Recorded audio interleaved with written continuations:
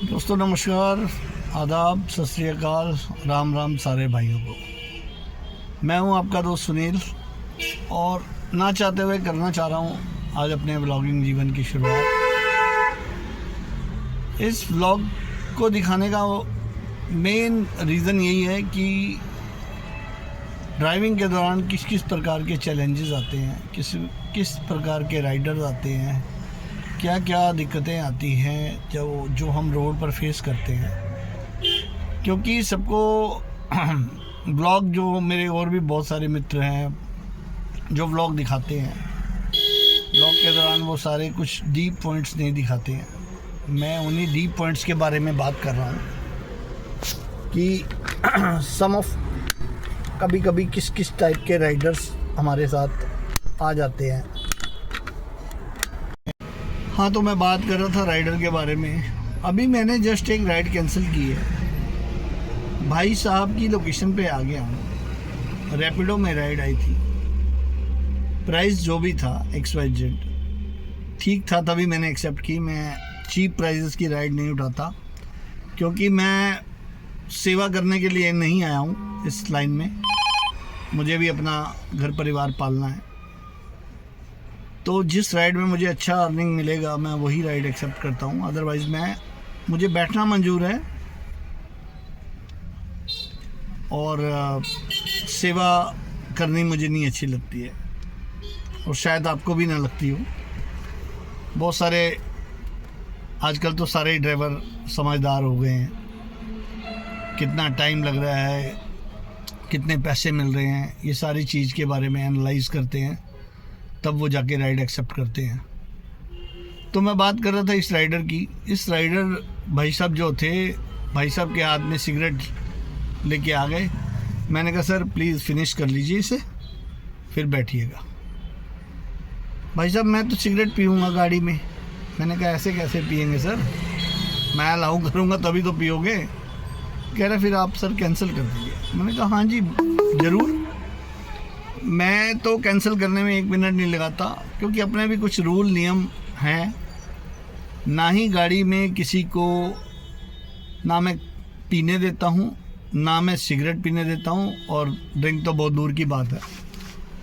क्योंकि भाई साहब गाड़ी हमारी रोजी रोटी है। अगर हम इसका सम्मान नहीं करेंगे तो फिर इससे भी एक्सपेक्टेशन नहीं करेंगे कि ये भी हमारा पालन पोषण करे। अपने काम की हमेशा इज्जत करिए, काम भी आपकी इज्जत करेगा। मेरी तो यही सोच है। बाकी आपका क्या ख्याल है इस बारे में, आपका राय ज़रूर दीजिएगा। एक और राइड आज दिन ही ऐसा क्या कहते हैं ना, आई एम पंजाबी, तो कहते हैं ना दिन आज बड़ा कर्मों वाला चढ़ा। आज शुरुआत में भी एक राइड हमारे मित्र हैं महेश जी यूट्यूबर हैं, आप अच्छी से भली भांति जानते होंगे। आज उनकी महेश जी एक राइड लेके नोएडा गुड़गांव चले गए और वो वहाँ पे बिज़ी हो गए। तो उन्होंने मुझे कहा कि सुनील जी आप देख लेना, मैडम को ले जाएंगे। मैंने भी कहा ठीक है मैं ले जाऊँगा। मैं पहले भी 2-3 बार लेकर गया हूँ। तो पहले मैडम को ड्रॉप किया, फिर बैठा रहा, क्योंकि दोपहर के टाइम रेट नहीं आते। जिस राइड में रेट नहीं आते मैं उसको पिकअप नहीं करता। अपना जीवन का सिद्धांत यही है, हमें बैठे रहना मंजूर है, लेकिन ये ओला, उबर या रैपिडो जब तक अच्छा फेयर नहीं देंगे, अच्छा प्राइस नहीं देंगे, एटलीस्ट जस्टिफाइड प्राइस। मैं ये नहीं कहता कि मुझे XYZ किलोमीटर के ऐसे उल्टे सीधे पैसे चाहिए, लेकिन रीज़नेबल पैसे। I am talking about reasonable amount. जब तक मुझे नहीं मिलेंगे मैं उस राइड को एक्सेप्ट नहीं करता हूँ। एक राइड आई, थोड़ा अच्छा प्राइस था, मैंने एक्सेप्ट की। उसके बाद मैं वैशाली आ गया। उसके बाद एक और राइड आई वैशाली में, मैडम जी आ गई। मैंने हल्का सा देखा, मैडम जी बैठ गई। देन उसके बाद जब वो बैठ गई, मैं चेक कर रहा हूँ कि कुछ आवाज़ें आ रही हैं। क्या है पीछे? मैंने कहा इसके हाथ में बच्चा तो था नहीं, ये कहाँ से बच्चे की आवाज़? तो मैडम जी एक टोकरी लेके आई थी, उसके अंदर उनका कुत्ता, जिसे वो कह रही थी ये मेरा बेटा है। तो भाई साहब ऐसे ऐसे भी राइडर आ जाते हैं।